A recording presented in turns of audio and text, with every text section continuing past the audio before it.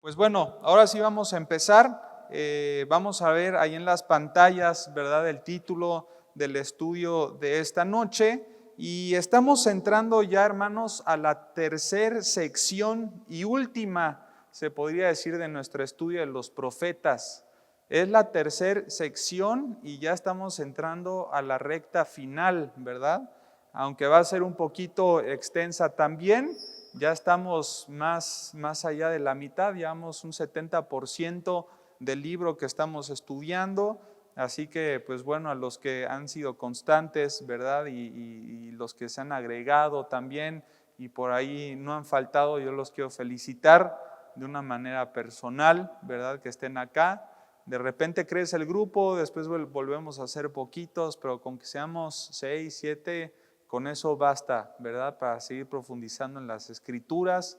Hoy tenemos un clima que me juega a mi favor y a ustedes en contra. A mi favor porque no se me van a dormir, ¿verdad? Y en contra porque no se van a poder ustedes dormir. Así que, bueno, vamos a aprovechar también el clima y ahora sí, ¿verdad? Vamos a ser muy puntuales, vamos a ser resumidos y no creo que nos tardemos mucho tiempo. Así que bueno, ¿se acuerdan en cuántas secciones o más bien cuáles son las secciones en las cuales íbamos a dividir este estudio? ¿Sí? ¿Me pueden ayudar?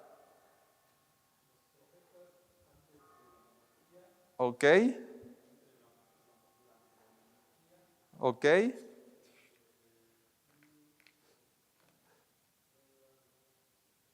Por ahí va. Sí va. Por ahí es cerca la bala, ¿verdad? Le atinaste una de 3. Mira, ahí les a ver, o a ver. Esa es la segunda sección.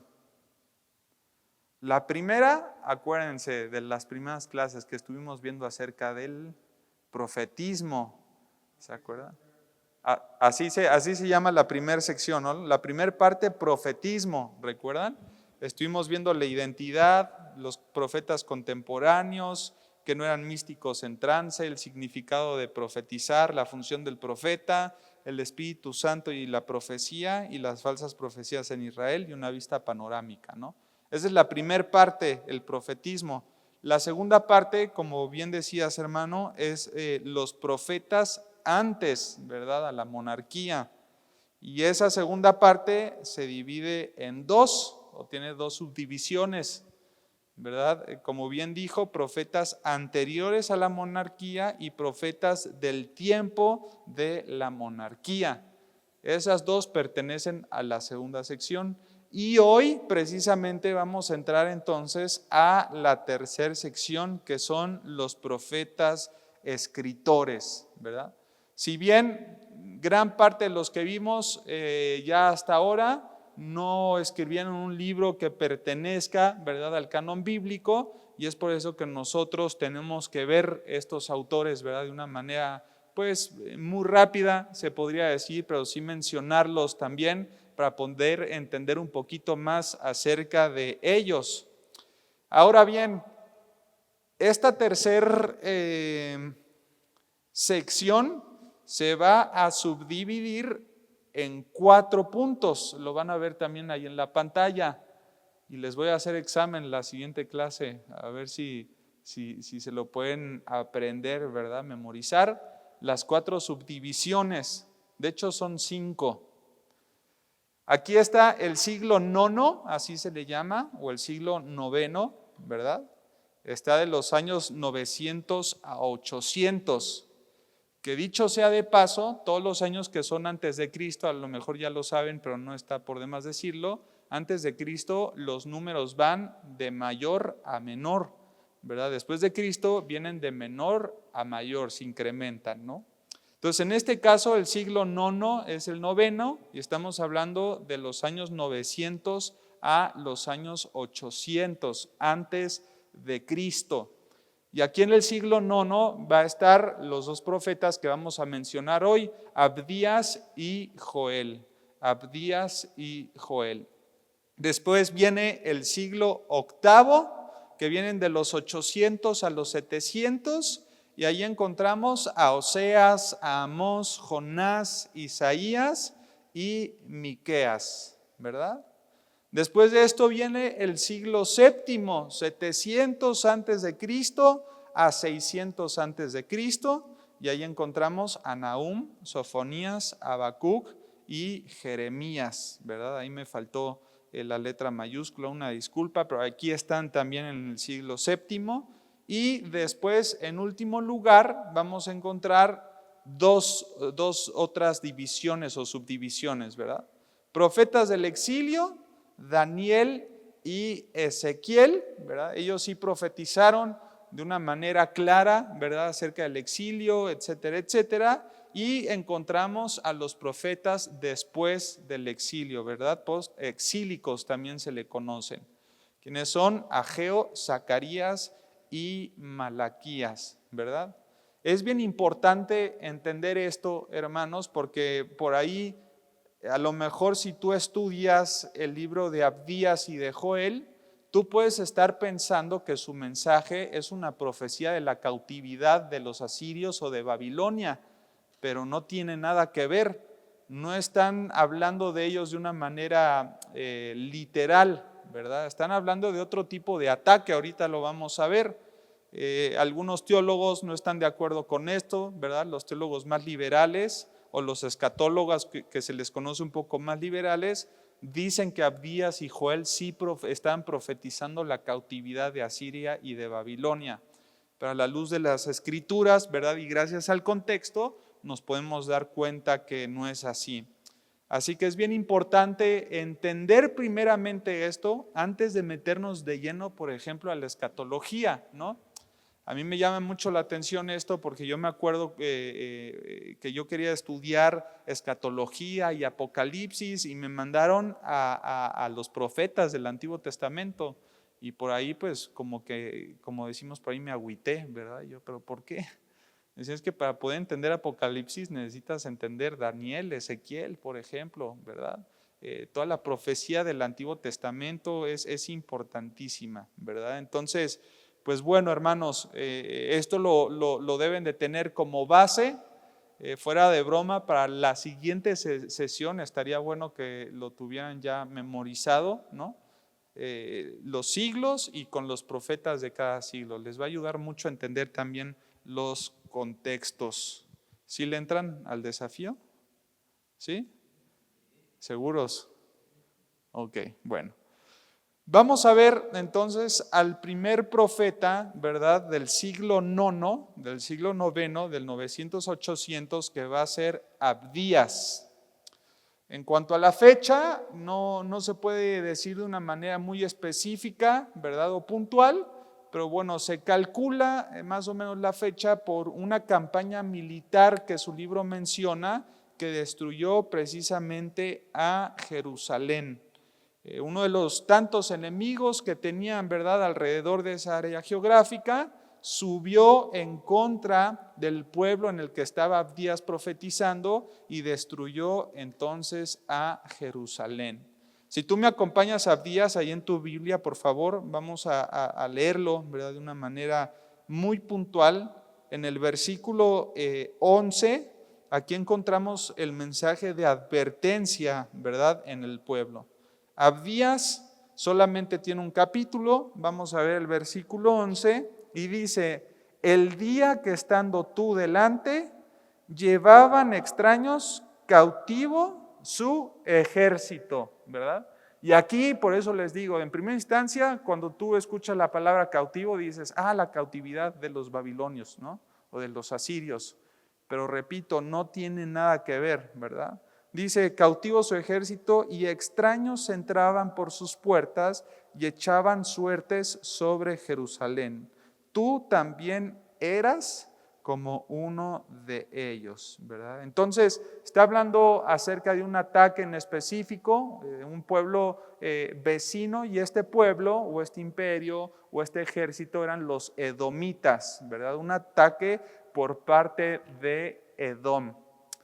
Ahora, este ataque de Edom, ¿verdad?, sucedió durante el reinado de Joram. Ustedes ya tienen ahí, bueno, les dimos en sesiones pasadas las copias, ¿verdad?, de los reyes, para que siempre que estemos acá vayan viendo también la base. y van a encontrar ahí el ataque de Edom durante el reinado de Joram en el 853 a 841 antes de Cristo. Vamos ahora a Segunda de Reyes, capítulo 8, versículos del 20 al 22. Segunda de Reyes, capítulo 8, versículos del 20 al 22. ¿Está ahí? Segunda de Reyes 8, 20 al 22. Dice, en el tiempo de él se rebeló Edom contra el dominio de Judá y pusieron rey sobre ellos. Joram, por tanto, pasó a Zair y a todos sus carros con él, y levantándose de noche, atacó a los de Edom, los cuales le habían sitiado, y a los capitanes de los carros, y el pueblo huyó a sus tiendas. Versículo 22. No obstante, dice la palabra de Dios, Edom se libertó del dominio de Judá hasta hoy, ¿verdad? Pues vemos un claro ejemplo o ilustración de la continua riña que tenían entre ambos pueblos, entre Judá y Edom, y precisamente Abdías iba a hablar acerca de este enfrentamiento. Ahora, simplemente hablando un poquito más acerca del contexto, ¿verdad? Y para resumir toda esta primer parte, los edomitas solamente llegaron a debilitar al pueblo hebreo, ¿no? ¿En qué sentido? Ellos no fueron los que destruyeron Jerusalén en su totalidad, simplemente la desgastaron, se podría decir. Después del ataque de Edom sobre Judá, se levantaron los filisteos con los árabes, una gran parte de los árabes, y entre ellos dos fueron los que sitiaron ya de una manera más grande o más profunda, se podría decir, y causaron más daño al reino de Judá y parte también del norte de Israel. Entonces, Edom se podría decir que rompió el caparazón o la fortaleza para que después pudiera entrar otro pueblo a causar un poco más de daño, ¿verdad? Pero por esta profecía precisamente que Abdías está mencionando, se cree entonces que fue durante el reinado de Joram, y Joram, ¿verdad? Lo podemos ubicar ahí en el 853 al 841 antes de Cristo. Vamos a ver la siguiente filmina que nos habla un poco más acerca del trasfondo histórico, ¿verdad? Aquí dice Joram fue uno de los reyes que permitió el culto a Baal. No solamente eso, no fue un rey malo, ¿verdad? Idólatra, que se inclinó su corazón hacia las cosas malas, ¿verdad? O hacia el pecado delante de Dios. Dentro de la narración bíblica, Segunda de Crónicas 21:4, podemos ver que incluso mató a todos sus hermanos para poder proteger su poder, ¿verdad? Es decir, el trono. Pasaron cosas catastróficas, ¿verdad? Imagínense llegar al punto, hermanos, de matar incluso a su propia familia para que ya no existieran más herederos y que él se quedara, ¿verdad?, en el puesto de poder y entrar con una nueva forma de gobierno. Por ahí se piensa que Joram ya no creía más en el linaje dentro de los tronos. Él quería establecer que un tipo de senado, ¿verdad?, o de un grupo ajeno a la familia pudiera escoger a los reyes o a los gobernantes de ese tiempo. Ese era uno de sus planes. Bueno, se cree, ¿verdad?, por algunos historiadores y algunos comentarios que hemos leído. Él no creía ya en el linaje, él quería llevar a cabo otro tipo de democracia, ¿no?, por parte de un senado.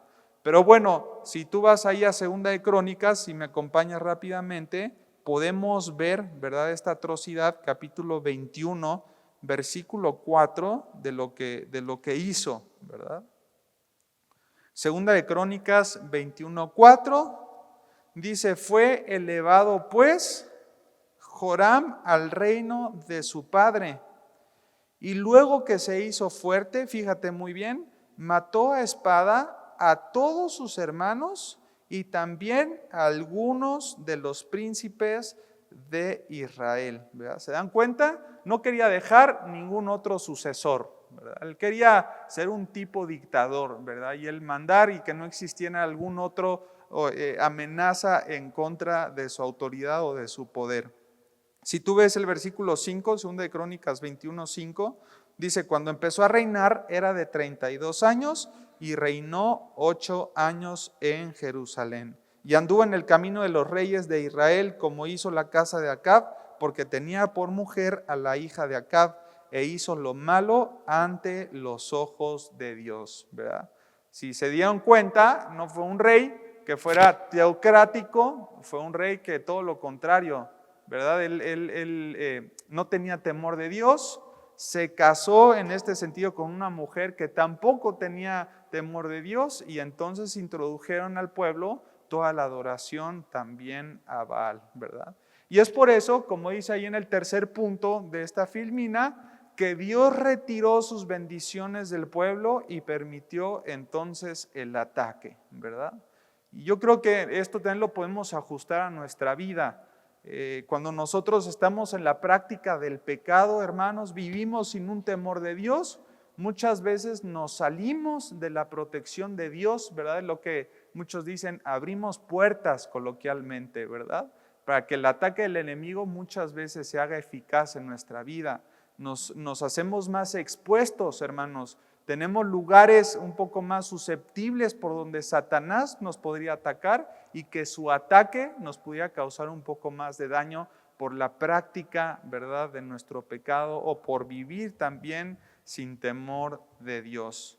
Dios retiró sus bendiciones del pueblo y permitió entonces el ataque de los edomitas, no solamente de los edomitas, también de los filisteos y de los árabes que se unieron en contra del pueblo. Y aquí, ¿verdad? Un dato que es muy interesante, es posible que el profeta Abdías haya vivido, ¿verdad? O haya sido contemporáneo con el rey Josafat, que era un rey bueno, ¿verdad? Seguramente estuvo pegado a él, ¿verdad? Estuvo de consejero, estuvo ahí animando también al pueblo a hacer la limpieza, ¿verdad?, de cada uno de los templos que se habían también dedicado a Baal, hasta Atalía, ¿no? Por ahí si ven en sus hojitas, creo que son 3 reyes, ¿verdad?, con los que pudo haber estado Abdías trabajando y haciendo su ministerio de una manera continua. ¿Sí traen sus hojas, hermanos? Sí. ¿Sí? ¿Sí las tienen? Acá creo que no se las dimos, ¿verdad? Bueno, vamos a sacar copias también para que las tengan sin ningún problema. Pero bueno, creo que fueron 3 reyes, ¿verdad?, con los que estuvo Abdías ejerciendo también su ministerio, ¿verdad? Después de ver el trasfondo histórico, un poquito acerca de lo que había sucedido en su tiempo, podemos ver entonces su obra y su persona. Lo hemos estado viendo en cada uno de los profetas, pero en este sentido, fíjense qué interesante, aunque hayan escrito libros, no les podemos sacar tantas características como lo hemos hecho con aquellos profetas que no han escrito libros, porque no se hace tanta referencia en cuanto a sus vidas personales no los nombran en algunas otras ocasiones, ¿verdad? Y como nosotros creemos que eran personas humildes, ¿verdad?, no se plasmaron en su propio escrito, se concentraron en lo que tenían que plasmar y en ningún momento se vanagloriaron, ¿verdad? Entonces, si tú ves aquí en cuanto a su obra y su persona, en el primer punto pusimos, no escribió acerca de nada de los pecados que se cometían en su patria, por ejemplo, ¿no? En este sentido pudieron haber expuesto, ¿no?, la maldad del pueblo, el pecado que habían estado practicando, cómo estaban, por ejemplo, como dice el libro de los jueces, ¿no?, de continuo mal, ¿no?, y cada quien hacía lo que bien le parecía. En este libro no se escribe nada acerca de los pecados que se cometían en su patria. ¿Qué es lo que hizo Abdías? Simplemente advirtió acerca de un ataque que era inminente, ¿verdad? E hizo una exhortación al arrepentimiento y a la restauración del pueblo en ese sentido, ¿no? Y en tercer lugar, acerca de su obra y de su persona, podemos ver que en este sentido Abdías conocía el concepto de la santidad. Y bueno, por ende, lo que conocía lo predicaba, ¿no? Lo que predicaba lo practicaba también. Vean lo que dice Abdías ahí en el capítulo 1, en el versículo 17, si me acompañan rápidamente. No sé si alguno de ustedes lo pudiera leer, se los agradecería mucho. El versículo 17.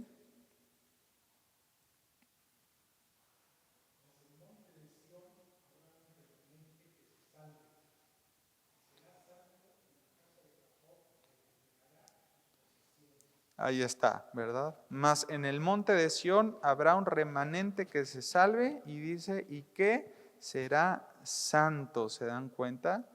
Un hombre que conoce el concepto, un hombre que seguramente también vivía este concepto y lo reforzaba también dentro de su mensaje, ¿verdad? Entonces, en grandes rasgos, esto es lo único que podríamos sacar. Miren, el libro menciona algunas otras cosas, pero la verdad es que se me hicieron muy especulativas, ¿no? Toda como especulación y como que lo deja mucho como en un espacio gris, ¿verdad? O en el aire. Entonces no lo quisimos meter del todo en este estudio, pero lo que sí podemos ver son estos principios, ¿no? En primer lugar, no describió, se enfocó tanto en los pecados del pueblo, él más bien quería advertir, ¿no? No era un hombre que quería resaltar la maldad, más bien quería animar al pueblo a que se arrepintiera y pudiera hacer lo bueno delante de los ojos de Dios.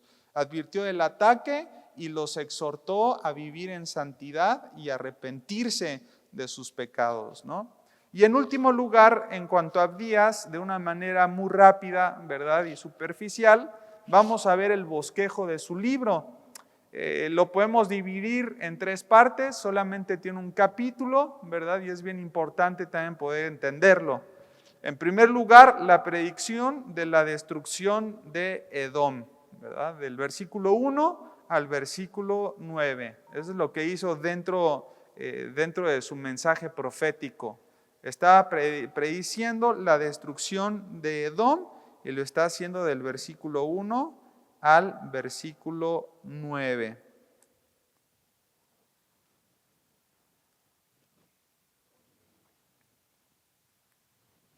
En segundo lugar, lo están viendo también ahí en las pantallas, está la causa de la caída, ¿verdad?, de Edom, ¿no? Así como hay una profecía de que Edom iba a destruir, ¿verdad?, o atacar al pueblo, también Dios se iba a vengar de los enemigos de Israel, ¿verdad?, o de su pueblo. La causa de la caída de Edom, la causa de su maldad y también su pecado, ¿verdad?, del versículo 10 al versículo 14. Del versículo 10 al versículo 14. Y después encontramos la tercera división del libro, y aquí hay una similitud entre Abdías y Joel. Los dos mencionan el día de Jehová, ¿verdad? Un día en donde se proclama un juicio inminente. El día de Jehová, según la posición escatológica que se tenga, muchas veces se cree que es la gran tribulación, ¿verdad? No la tribulación, sino la gran tribulación. O otros a veces lo ponen en el milenio, ¿no?, el día de Jehová, como cuando Cristo va a venir, ¿verdad?, aquí en la tierra y va a establecer su reino durante 1000 años en Jerusalén y desde ahí va a reinar a todas las demás naciones. Pero en cuanto a la posición, un poquito que más sustento bíblico tiene, ¿verdad?, y sentido, es la parte de la tribulación, de la gran tribulación, ¿verdad? El día de Jehová tiene muchas veces una connotación de juicio, el día de Jehová tiene una connotación de un llamado también al arrepentimiento, y el día de Jehová también obviamente es cumplido por el sentido escatológico que lo respalda en el Antiguo Testamento, ¿no? Entonces, de esta manera podemos bosquejar el mensaje de Abdías. Son en 3 fases: la predicción de la destrucción de Edom, la causa también de la caída de Edom, su maldad y su pecado, y el día de Jehová, ¿no? El versículo clave es Abdías, capítulo 1, versículo 4. El versículo 4 es como la esencia de todo el libro, ¿verdad?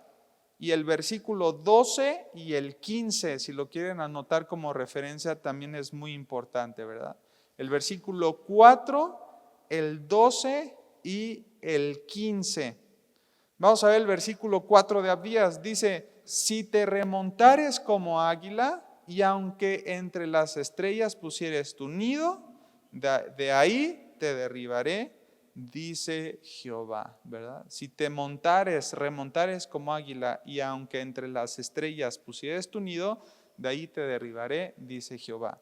El versículo 12 también es uno de los mensajes claves. Dice, pues no debiste tú haber estado mirando en el día de tu hermano, en el día de su infortunio, no debiste haberte alegrado de los hijos de Judá en el día en que se perdieron, ni debiste haberte jactado en el día de la angustia.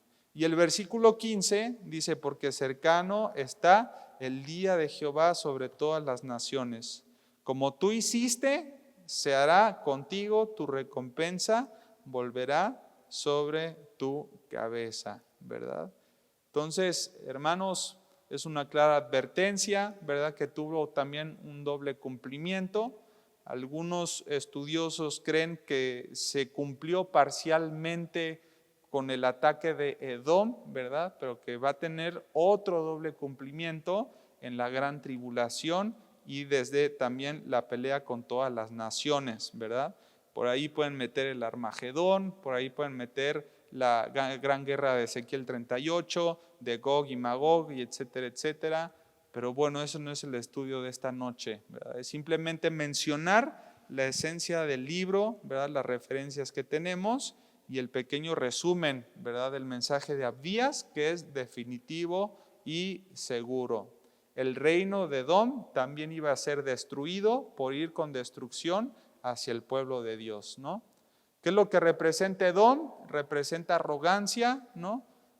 Alegrándose de los infortunios de Israel.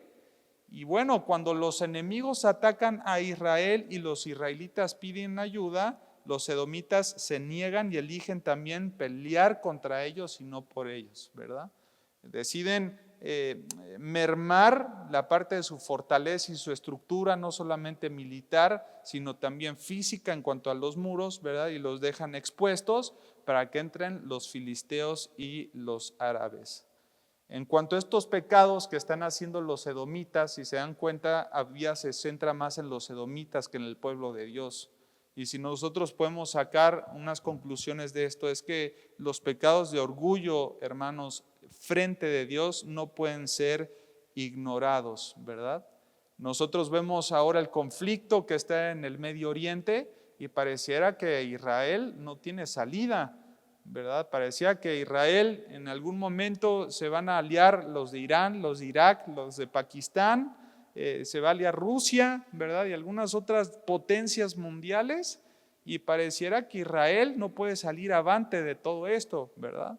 No solamente eso, sino que la narrativa mundial es poner a Israel como el opresor, cuando Israel ha sido el oprimido durante las 3/4 partes de toda su vida, hermanos. Esto es impresionante. Israel o los hebreos es una de las razas, los judíos, es una de las razas más antiguas del mundo. Tiene cerca de 4,000 años de historia y 3/4 partes de sus 4,000 años se las han pasado luchando en contra, ¿verdad?, de la opresión de algunos otros pueblos vecinos. ¿Qué es lo que ha causado la narrativa mundial? Ver a Israel como el opresor, ¿verdad? Por eso escuchamos mucho Free Palestine, ¿no? Liberen a Palestina, porque creen que Israel es el que ha estado oprimiendo a Palestina. Pero si tú ves la historia, hermanos, Israel siempre ha sido oprimido, ¿no? ¿Se entiende? ¿Sí? Bueno, en este sentido podemos ver entonces un breve resumen en cuanto a también los enemigos de Israel y el ataque hacia su pueblo, ¿verdad? No pueden quedar intactos, se podría decir. Bien, vamos a ir avanzando también, no solamente en el personaje o en la profecía de Abdías, vamos a ir avanzando también con Joel, ¿verdad? Pues son los dos que estuvieron en el siglo IX. Joel fue durante el reinado de Joás, la parte de Judá, ¿verdad? En el año 835 al 796 antes de Cristo. Joás, en el 835 al 796 antes de Cristo, ¿verdad?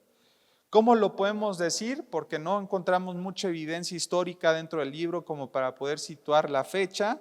Si me acompañan ahora a Joel, al capítulo 3, vamos a ver el versículo 4, y a diferencia, ¿verdad?, a diferencia de Abdías, vamos a ver el listado de enemigos al cual se están encontrando ellos 20 o 25 años después de Abdías. Vamos a leer Joel capítulo 3, versículo 4. ¿Alguien lo puede leer, por favor?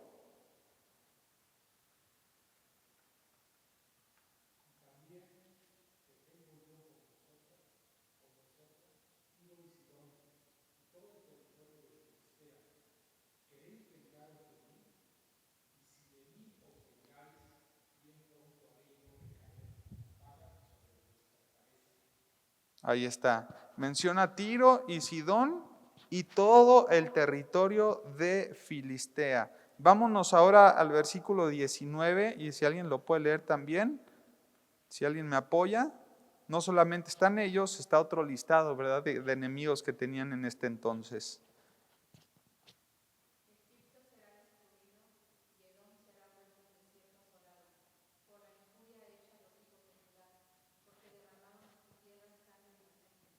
Ahí está. Y el versículo 20, pero Judá será habitada para siempre y Jerusalén por generación y generación.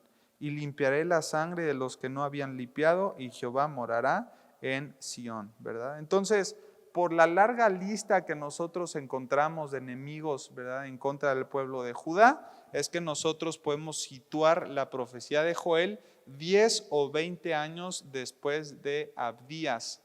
Por ahí se cree que entre ellos fueron contemporáneos, ¿verdad?, que se encontraron en algún momento. Incluso se cree que Joel era mucho más joven que Abdías, pero su ministerio, ¿no?, de manera titular, antes estaba como simplemente como un espectador, ¿verdad?, fuera de la cancha o tal vez en la banca, pero 15, 20 años después sale Abdías y entra Joel, ¿verdad?, como titular y empieza su ministerio. En cuanto al trasfondo histórico, hermanos, podemos situar también a un personaje que es interesantísimo poder estudiar, Atalía, ¿verdad? Esta, no sé si llamarle reina. Si ustedes estudian todos los reyes del reino del sur, por ejemplo, está Josafat, está Joram, está Ocosías y después viene Atalía. No sé si ahí en sus cuadritos dice cómo llegó Atalía a reinar. ¿Sí lo menciona? Si me pueden ayudar ahí en su hojita, en el reino de Judá. En el reino del sur, ¿no menciona a Atalía? ¿Sí? ¿Y qué dice de Atalía, hermano? ¿Me ayuda a decir qué dicen sus cuadros? Que hizo el mal y fue asesinada. Pero no dice cómo llegó al poder. Bueno, literalmente es una usurpadora, ¿no? Se podría decir. Fue una reina, pero que llegó al reinado también de una manera horrible, ¿verdad? Por sangre inocente de por medio, ¿no? Se muere su hijo Ocosías, ¿no? Su esposo también muere de una enfermedad que le viene a los intestinos muy fuerte de parte de Dios, ahí en 2 de Crónicas 21, del 18 al 19. Pero si tú ves, mira, síganme ahí a 2 de Crónicas, capítulo 11. Vamos a ver la revuelta, ¿verdad?, que se hizo y el corazón de Atalía tan enfermo, se podría decir, como para llegar al poder también. 2 de Crónicas, capítulo 11, versículo 1. Dice, cuando vino Robam a Jerusalén, reunió de la casa de Judá y de Benjamín. No está aquí. A ver, espérenme un momentito.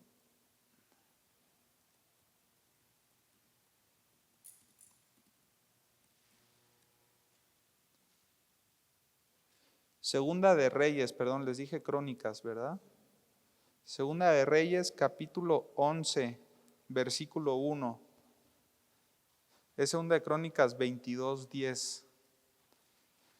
Pero aquí en Segunda de Reyes, capítulo 11, versículo 1, ahora sí podemos ver un poquito más acerca de su narración. Dice, cuando Atalía, madre de Ocosías, vio que su hijo era muerto, se levantó y destruyó, ¿qué? Toda la descendencia real, o sea, era su propia familia, hermanos. Pero Josaba, hija del rey Joram, hermana de Ocosías, es decir, la reina de Joás, ¿verdad? La tía de Joás, tomó a Joás, hijo de Ocosías, y lo sacó furtivamente de entre los hijos del rey, a quienes estaban matando, y lo ocultó de Atalía, a él y a su ama en la cámara de dormir, y en esta forma no lo mataron, ¿verdad? Si vamos a 2 de Crónicas 22:10, 2 de Crónicas 22:10, lo dice también, ¿no? Lo narra. Entonces Atalía, madre de Ocosías, viendo que su hijo era muerto, se levantó y exterminó toda la descendencia real de la casa de Judá. Pero Josabet, hija del rey, tomó a Joás, hijo de Ocosías, y lo escondió entre los demás hijos del rey, ¿verdad? ¿Qué quiere decir esto? Que resguardó uno de los sucesores, ¿verdad? Del linaje. Atalía pensaba que también iba a poder exterminar con el linaje, se parecía mucho a Joram, ¿verdad? En ese sentido, quería producir una nueva forma de selección de gobernantes y de reyes, pero no contaba con que Josabet iba a esconder a uno de los descendientes, ¿verdad? Entonces podemos ver un poquito más acerca del contexto o el trasfondo histórico, ¿verdad? Atalía introdujo también la adoración a los ídolos paganos y trajo una grande apostasía en el pueblo, y fue también una reina que dañó el templo de Jerusalén, ¿verdad? Ahora sí, 2 de Crónicas, capítulo 24, versículo 7. 2 de Crónicas, capítulo 24, versículo 7. Dice, porque la impía, ¿te das cuenta cómo se le denomina? Porque la impía Atalía y sus hijos habían destruido, ¿qué? La casa de Dios, ¿se dieron cuenta? Y además habían gastado en los ídolos todas las cosas consagradas de la casa de Jehová. Dice, mandó pues el rey que hiciesen un arca, la cual pusieron fuera a la puerta de la casa de Jehová, e hicieron pregonar a Judá y en Jerusalén que trajeran a Jehová, la ofrenda que Moisés, siervo de Dios, había impuesto a Israel en el desierto, ¿verdad? Bueno, esto fue ya una decisión que Joás tomó dentro de su reinado, restaurar el templo que Atalía había destruido, ¿no? Pero un poquito acerca del trasfondo, volviendo entonces a Joel, es más o menos en este tiempo en donde Atalía hizo todas estas aberraciones, ¿verdad? En cuanto a la obra y la persona de Joel, va a aparecer también ahí en las pantallas, dice, no escribió nada de los pecados tampoco de su tiempo, se parece en ese sentido también a Abías, no escribieron de estos pecados, más bien podemos ver que primeramente llevaba un ministerio de consejería, ¿verdad? Y exhortación. Había como una escuela de profetas en este tiempo que constantemente iban al encuentro del rey cuando el rey lo pedía, ¿verdad? De repente el rey quería ir en búsqueda de una pelea con un ejército o con otros pueblos, y antes de salir quería consultar a los profetas. Bueno, Joel era parte de esta escuela, ¿verdad? Como parte también de su preparación. Su padre Petuel, ¿verdad? Era un hombre consagrado, se podría decir. No se conoce tampoco mucho acerca de él, la Biblia no lo menciona mucho tampoco, pero podemos ver por cómo le nombra a su hijo la claridad también que tenía en cuanto a la teología, ¿no? O quién era Dios. Joel significa Jehová es Dios. Jehová es Dios, ¿verdad? Entonces Petuel, que era su padre, un hombre piadoso, que nombra a su hijo Joel, que significa Jehová es Dios, y desde ahí podemos ver una clara instrucción por parte de su crianza, ¿verdad? En cuarto lugar, en cuanto a su persona, podemos ver que tenía una habilidad literaria poco común, se podría decir, ¿no? Utiliza ilustraciones como la devastación de una gran horda de langostas, por ejemplo, ¿no? Una horda de langostas que iba a destruir absolutamente todo, los campos de los granos, los viñedos, los jardines y los árboles. Joel describe simbólicamente a las langostas como la marcha de un ejército humano y ve todo esto como un juicio divino que viene en contra de la nación por sus pecados, ¿verdad? Entonces, en cuanto a la persona de Joel, que podemos ver nosotros, que tenía como un sentido muy diferente, ¿verdad?, de presentar su mensaje, una habilidad literaria que era muy poco común, a la cual solamente las grandes o alta sociedad podía tener acceso, por ejemplo, a la poesía, a una narración, ¿verdad?, más profunda, a una elocuencia, ¿verdad? Un simple hombre de ese tiempo, un hebreo, ¿verdad?, que era lo que fue de la clase baja, era muy raro que pudiera conocer acerca de diferentes obras literarias, ¿no?, de otros idiomas o lenguajes. En este sentido vemos que fue una persona preparada, tal vez perteneciente a una alta sociedad, ¿no? Dentro de su mensaje advirtió también acerca del futuro como un castigo, y bueno, podemos ver también por las diferentes menciones que se hace que Joel conocía el concepto de ayuno, de oración y de arrepentimiento. Podemos bosquejar su libro en 4 partes, ya con esta terminamos. 4 divisiones que tiene el libro de Joel, que puede ser muy fácil también para ustedes poder entenderlo, ¿verdad? En primer lugar, la plaga es simbólica con las langostas, está representando un ejército humano que viene a destruir a la nación por sus pecados, ¿verdad? Esta plaga simbólica de langostas, capítulo 1, del versículo 1 al 20. A ver, hermanos, si yo les dijera, abran sus Biblias en el capítulo 1, versículo 14, ¿en qué parte del bosquejo nos encontramos?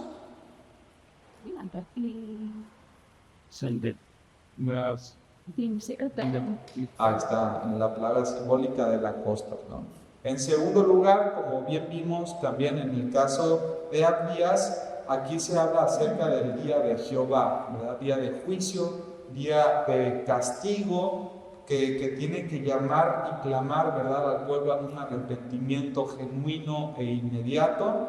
El día de Jehová lo vamos a ver en el capítulo 2, versículos del 1 al 32, ¿verdad? En un sentido doble también, sucedió en este tiempo por los vecinos, por Egipto y por Sidón, ¿verdad?, y los diferentes listados de enemigos que teníamos. Y aquí el otro cumplimiento se va a dar en la gran tribulación, el día de Jehová, capítulo 2, del 1 al 32.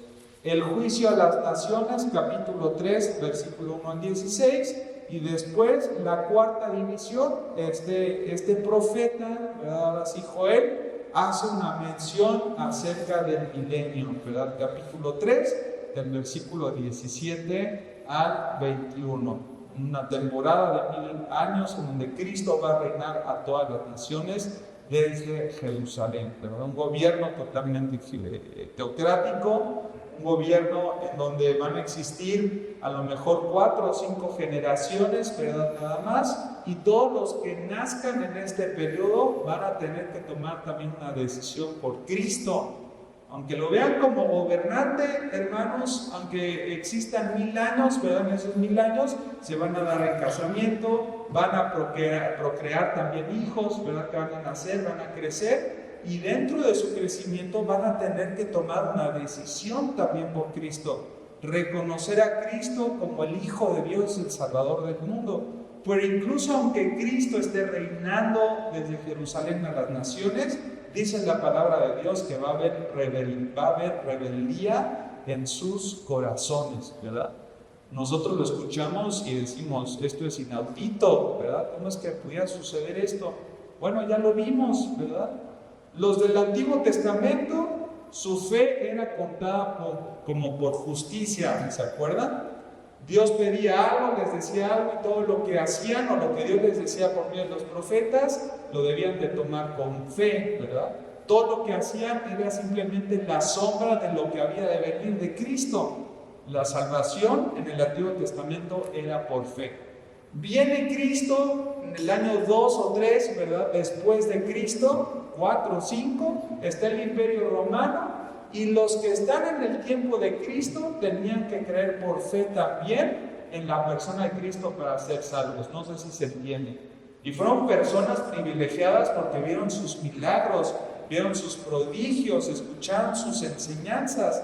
Pero a pesar de que lo vieron, hermanos, en vivo y en directo, por ejemplo, me acuerdo de una ocasión ahí en los evangelios, no sé si fue en Galilea o en Capernaum, que dice que Cristo se fue de ese lugar y no pudo hacer milagros por la incredulidad que había en sus corazones. Había incredulidad y estaba ahí Cristo haciendo prodigios. Se va Cristo, viene el Espíritu Santo, viene la época de la iglesia. La salvación tiene que ser ¿por qué, hermanos? Por gracia, por medio de la fe también, ¿verdad? La fe. Va a venir Cristo en el milenio y la salvación en el milenio va a ser por fe. Todas las eras bíblicas, desde Génesis hasta Apocalipsis, la salvación es por fe y nunca ha sido por obras. ¿Están de acuerdo? ¿Sí se entiende? ¿Sí? Bueno, hermanos, pues de esta manera terminamos, ¿verdad? Iniciando con esta tercera sección, los profetas escritores. Estamos viendo entonces en la primera sección, se podría decir, ¿verdad? O en la primera subdivisión, los profetas pertenecientes al siglo IX, ¿verdad? Solamente son dos, Abdías y Joel.